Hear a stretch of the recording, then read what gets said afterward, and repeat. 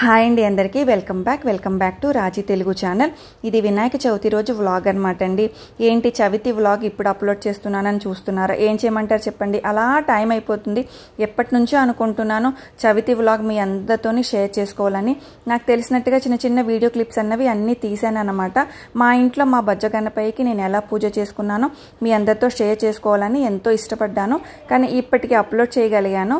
So అందరూ ఎలా చేసుకున్నారండి? అందరూ కూడా చాలా బాగా చేసుకుని ఉంటారు. ఎందుకంటే అందరికీ ఎంతో ఇష్టమైన పండగ అనమాట వినాయక చవితి అంటే. చిన్నపిల్లల దగ్గర నుంచి పెద్దవాళ్ళ దాకా అందరికీ ఎంతో ఇష్టమైన పండగ అనమాట.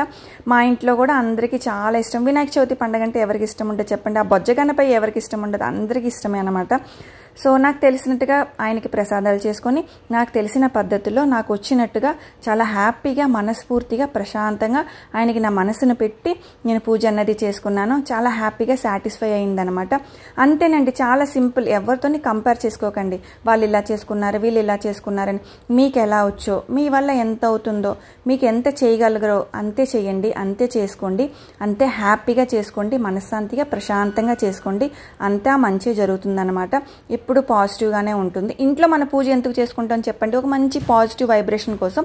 అదే అనమాట. దీపాలు, ధూపాలు, అగరబత్తులు, సాంబ్రాణి ఇవన్నీ వేస్తే కూడా ఇల్లంతా కూడా మంచిగా పాజిటివ్గా ఉంటుందన్నమాట.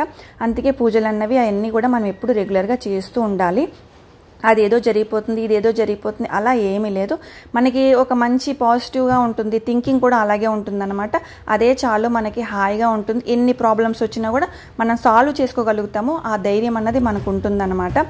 సో అందరూ కూడా వినాయక చవితి చాలా బాగా సెలబ్రేట్ చేసుకుని ఉంటారు కదా. మేము కూడా అంతే బాగా, అంతే హాయిగా, చాలా బాగా బొజ్జ గణపయ్యకి చేసుకున్నాము. ఇదనమాట అండి వినాయక చవితి అన్నది నేను చేసుకున్నది.